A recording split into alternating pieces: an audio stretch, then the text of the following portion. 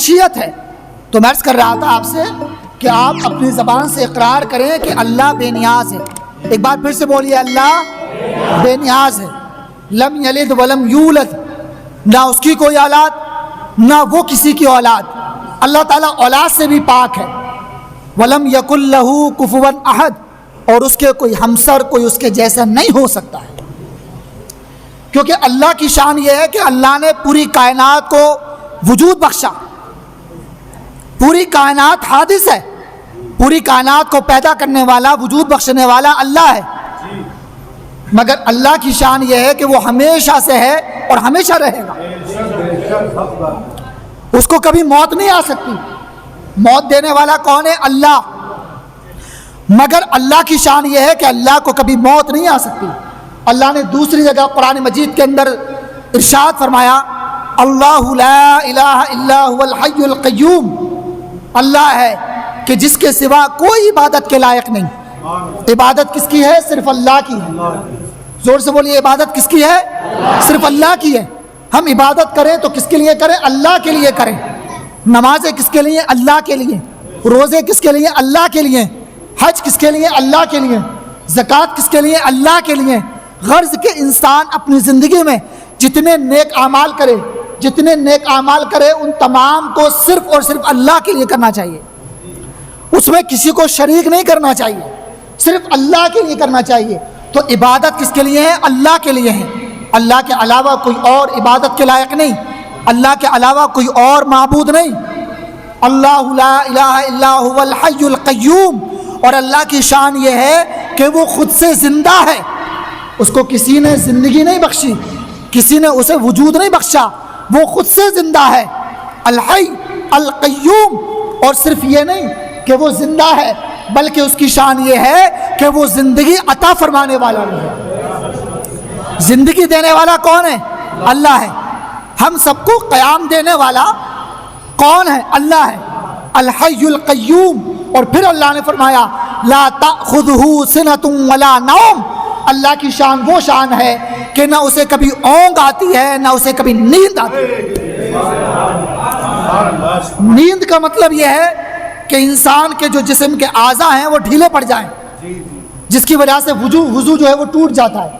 جب جسم کے اعضاء انسان کے ڈھیلے پڑ جاتے ہیں اور اسے اپنا ہوش نہیں رہتا تو اسے کہتے ہیں نیند۔ اور اونگ کا مطلب یہ ہوتا ہے کہ جس میں ہلکا ہلکا ہوش رہتا ہے، اسے اونگ کہتے ہیں۔ ہلکے ہلکے جو ایسے جھٹکے آتے ہیں ہمیں، اسے اونگ کہتے ہیں۔ تو اللہ نے فرمایا کہ اللہ کی شان ایسی ہے کہ نہ اسے کبھی اونگ آتی ہے، نہ کبھی نیند آتی ہے۔ ہمیں نیند آتی ہے، ہم نیند کے بغیر زندہ نہیں رہ سکتے، ہم اونگ کے بغیر جو ہے وہ نہیں رہ سکتے، مگر اللہ کی شان یہ ہے کہ نہ اسے کبھی اونگ آتی ہے، نہ اسے کبھی نیند آتی ہے۔ اچھا، نیند کے بارے میں مجھے ایک بات یاد ہے، وحدانیت پر تقریر ہو رہی ہے تو وحدانیت کی بات کرتے ہیں۔ نیند کے بارے میں ایک بات یاد آئی کہ اگر آپ غور کریں تو اللہ تعالیٰ کی بے شمار نعمتیں ہیں۔ کچھ وہ نعمتیں ہیں کہ جن کو ہم استعمال کرتے ہیں، جیسے کھانے پینے کی نعمتیں ہیں۔ اللہ نے بڑی بڑی خوبصورت اور بڑی بڑی لذیذ غذاؤں کو اللہ نے ہمارے لیے تیار فرمایا۔ ہمیں اللہ نے بہترین سے بہترین غذائیں عطا فرمائی، بہترین سے بہترین کھانے عطا فرمائے۔ تو یہ اللہ کی نعمتیں ہیں۔ اور کچھ نعمتیں اللہ کی ایسی ہیں کہ جو انسان کے جسم کے اندر ہیں۔ جیسے آپ غور کریں، ہمارے لیے جو آنکھیں ہیں یہ اللہ کی ایک عظیم نعمت ہے۔ ہمارے دو ہاتھ ہیں، یہ اللہ کی بہت بڑی نعمت ہے۔ ہمارے دو پیر ہیں، یہ اللہ کی بہت بڑی نعمت ہے۔ اگر آپ یہ سوچنے لگے کہ اللہ کی بہت بڑی نعمت کیسے ہے، تو پھر آنکھوں کے بارے میں اس سے پوچھو جس کے پاس آنکھیں نہیں، ہاتھوں کی قیمت اس سے پوچھو کہ جس کے پاس ہاتھ نہیں، اور پیروں کی قیمت اس سے پوچھو کہ جس کے پاس پیر نہیں۔ غرض کہ انسان کے جسم کے اندر بے شمار نعمتیں ہیں۔ اور پھر انسان کے جو ظاہری بدن ہے اس کو آپ رہنے دیجئے، جو انسان کا باطنی بدن ہے، جو انسان کے جسم کے اندر کے جو اعضاء ہیں، جیسے انسان کی ہڈیاں ہیں، انسان کا دل ہے، انسان کی جو ہے وہ آنتیں ہیں، تو یہ وہ ساری چیزیں ہیں کہ اگر ان میں سے ایک چیز کو ختم کر دیا جائے تو پھر انسان زندہ نہیں رہ سکتا ہے۔ اگر انسان کے دل کو نکال لیا جائے تو کیا انسان زندہ رہے گا؟ نہیں رہ سکتا ہے۔ دل کو نکال لیا جائے وہ مر جائے گا۔ اسی طرح سے ایک انسان کے اندر ایک ہڈی ہوتی ہے جس کو ریڑھ کی ہڈی کہا جاتا ہے، اگر اس کے اندر پرابلم آ جائے تو پھر انسان بیٹھ نہیں سکتا, لیٹ صحیح سے لیٹ نہیں سکتا, وہ چل نہیں سکتا. بڑے سے بڑے ڈاکٹرز کو دکھا دیجئے, چاہے وہ MBBS ہوں یا MD ہوں, وہ یہی کہیں گے اب اس کا کوئی علاج نہیں ہو سکتا.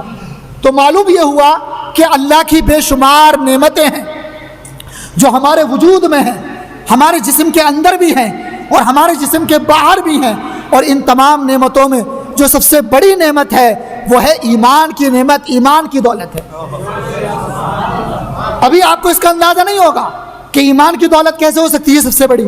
یہی وجہ ہے کہ آج میں نے دیکھا ہے, آپ نے بھی دیکھا ہوگا کہ جب الیکشن کا دور آتا ہے تو لوگ چند دنوں کی جو ہے وہ حکومت اور چند دنوں کی عزت پانے کے لیے اپنے ایمان کا سودا کر بیٹھتے ہیں, اور جب ان سے کہا جائے کہ تم دوسرے عبادت گاہوں میں کیوں جا رہے ہو تو پھر یہ کہتے نظر آتے ہیں کہ ہم اتحاد چاہتے ہیں. اگر واقعی تمہیں اتحاد لینا ہے, اتحاد چاہنا ہے, اور تمہیں اگر کسی کی مدد کرنا ہے, اگر اتحاد کرنا چاہتے ہو تو اتحاد اس سے نہیں ہوگا, بلکہ اتحاد کے لیے ضروری ہے کہ تم غریبوں کی مدد کرو, یہ دیکھے بغیر کہ وہ کس مذہب سے تعلق رکھنے والا ہے.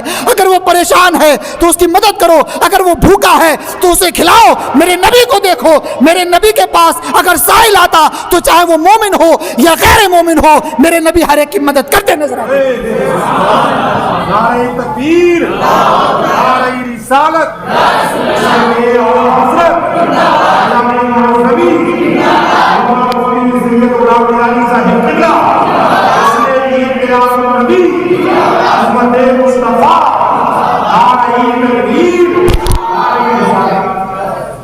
تو ایمان کی دولت کیا ہے ابھی ہمیں احساس نہیں ہے. یہی وجہ ہے کہ ہم چند ٹکوں کی عزت کے لیے, چند ٹکوں کے لیے اپنے ایمان کو بیچ رہے ہیں. ایمان کی حقیقت کو پہچانو پیارے اسلام بھائیو. دنیا تو فنا ہونے والی ہے. سکندر بادشاہ کا نام تو سنا ہوگا, بہت بڑا بادشاہ تھا جس کے پاس بے شمار دولت تھی. اسے اپنی خزانوں کی تعداد خود معلوم نہیں تھی کہ وہ کتنا مالدار ہے. اتنا بڑا بادشاہ جب اس کے مرنے کے وقت قریب آیا تو اس نے کہا کہ جب میں مر جاؤں تو میرے دونوں ہاتھوں کو میرے کفن سے باہر نکال دینا. پوچھنے والوں نے پوچھا کہ بادشاہ یہ کیا تمہارا معاملہ ہے, یہ تم کیسی وصیت کر رہے ہو کہ میرے دونوں ہاتھوں کو میرے کفن سے باہر نکال دینا؟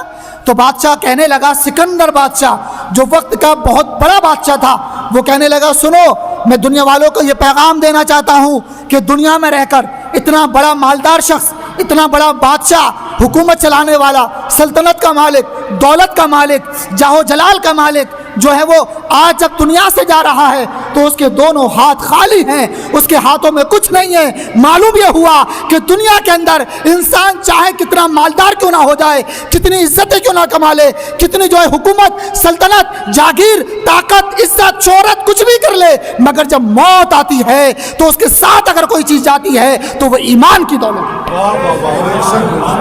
سبحان اللہ, سبحان اللہ. تو سب سے بڑی دولت کون سی ہے؟ زور سے بولیے.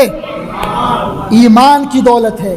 یہ اپنے دلوں میں ثبت کر لو بات کو, اس کو محفوظ کر لو, اپنی اولاد کو بھی سکھا دو اور اپنی اولاد کو بھی یہ بتا دو کہ وہ بھی اپنی اولاد کو بتا دیں, اس لیے کہ جو یہ دور چل رہا ہے اور جو آنے والا وقت ہے یہ وہی دور ہے کہ ایمان کو بچانا ایسا ہو جائے گا جیسے اپنی ہتھیلی پہ آگ کا انگارہ رکھنا ہوتا ہے.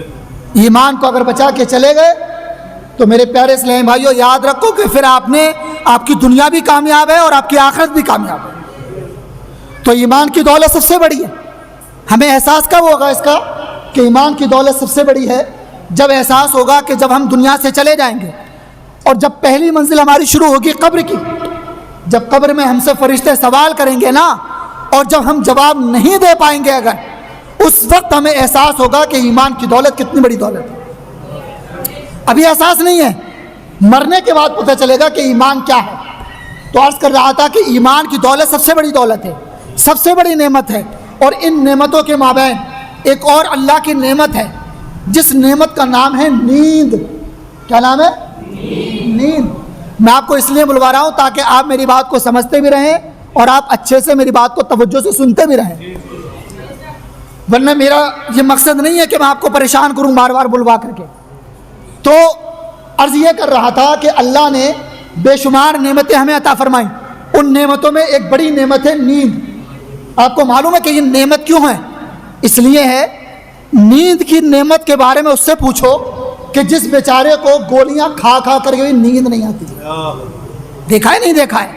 پہلے کے جب ہم بچے تھے چھوٹے تو اس وقت سنا کرتے تھے کہ فلاں کو نیند نہیں آتی ہے. مگر آج کی کنڈیشن یہ ہے کہ تقریباً ہر گھر کے اندر 1-2 فرد ایسے مل جائیں گے کہ جنہیں نیند نہیں آتی ہے, جو نیند کی وجہ سے پریشان ہیں. نیند نہیں آتی ہے, دواؤں پر دوائیں کھا رہے ہیں, علاج پر علاج کرا رہے ہیں, مگر نیند نہیں آ رہی ہے. معلوم کیا ہوا؟ معلوم یہ ہوا کہ نیند اللہ کی ایک بڑی نعمت ہے. جسے چاہتا ہے نیند عطا فرما دیتا ہے, اور جسے چاہتا ہے اس کی آنکھوں سے نیند کو غائب کر دیتا ہے. اچھا, نیند سکون والی آنے کے لیے بزرگوں نے ایک طریقہ بتایا ہے کہ عشاء کی نماز بجماعت ادا کرو, اور عشاء کی نماز ادا کرنے کے بعد فضول یاد سے بستے ہوئے فوراً آپ بستر پکڑ لیجئے, فوراً سو جائیں. تو اس طرح سے انشاءاللہ آپ کو سکون والی نیند آئے گی, اور ایسی نیند آئے گی کہ انشاءاللہ آپ کی فجر میں آنکھ کھل جائے گی. لیکن آج کل ہم کیا کر رہے ہیں؟ آج کل ہم یہ کر رہے ہیں, نوجوانوں کو تو چھوڑیے, ہمارے جو بزرگ حضرات ہیں وہ بھی بیٹھ کر اکٹھے ہو کر کے گپے لگا رہے ہیں, باتیں کر رہے ہیں, اور باتیں کرتے کرتے انہیں انداز نہیں ہوتا کہ 12 بج گئے کہ 1 بج گیا. اور پھر حال یہ ہوتا ہے کہ فجر کی نماز ہم سے گول ہو جاتی ہے, فجر کی نماز قضا ہو جاتی ہے.